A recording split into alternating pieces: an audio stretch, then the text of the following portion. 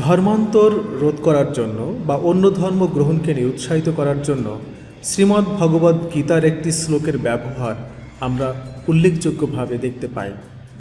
শ্রীমদ্ ভগবদ্ গীতার ৮ অধ্যায়ের ৪৭ নম্বর শ্লোকে শ্রী ভগবান বলেছেন, শ্রী ভগবান উবাচ শ্রেয়ান সধর্ম বিগুণঃ পরধর্মাৎ স্বানুষ্ঠিতাৎ স্বভাব নিয়তম কর্ম কুর্বান্নাপ্নোতি কিলবিষম।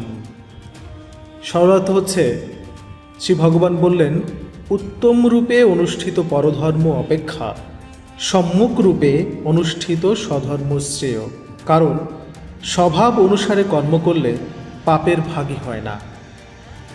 এই শ্লোকটি ধর্মান্তর রোধ করার জন্য মোটামুটি প্রাসঙ্গিক, কিন্তু ভগবান এখানে স্বভাব যে শব্দটি ব্যবহার করেছে, স্বভাব নিয়তম অর্থাৎ স্বভাবজাত, এই স্বভাব বলতে নিজের ভাব, অর্থাৎ আমি কিভাবে চিন্তা করি, আমি কি কাজ করি, আমি কোন কর্মের মাধ্যমে আমার পরিবারের আয় উপার্জন বা পরিবার নির্বাহ করে থাকি, পরিবার পরিচালনা করে থাকি, আমি ঘুম থেকে ওঠার পর থেকে ঘুমাতে যাওয়ার আগ পর্যন্ত আমি কি কাজ করি আমার স্বভাব অনুযায়ী, আমি কোন কাজে পটু, কোন কাজে দক্ষ এবং কোন কাজটি আমি সারা জীবন ধরে করছি, এটি হচ্ছে স্বভাবজাত কর্ম।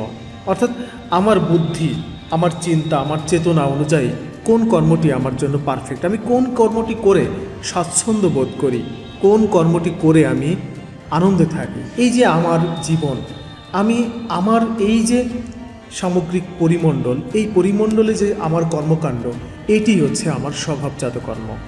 এই স্বভাবজাত কর্ম করে আমি কিন্তু আমার পরিবার নির্বাহ করছি, আমি আমার সুখ সমৃদ্ধি খুঁজে পাচ্ছি, আমি ভালো থাকছি, এই কর্মটি করে আমি স্বাচ্ছন্দ্য অনুভব করছি, এটি হচ্ছে স্বভাবজাত কর্ম।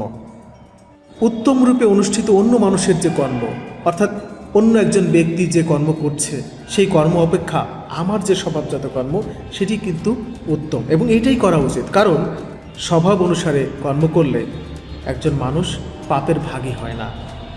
পরবর্তী শ্লোকে শ্রী ভগবান বলছেন, ৪৮ নম্বর শ্লোকে, সহজম কর্মকন্তেয় সদশমাপি না ত্যজ্যতে সর্বারম্ভা হি দোষেনা ধূমেন অগ্নির ইবাবৃতা। সরলার্থ হচ্ছে, প্রতিটি কর্ম প্রচেষ্টাতেই কিছু না কিছু দোষ থাকে। ঠিক যেমন অগ্নি ধূমের দ্বারা আবৃত থাকে, হে কুন্তেও, সুতরাং দোষযুক্ত হলেও কখনো স্বভাবজাত কর্ম ত্যাগ করা উচিত নয়।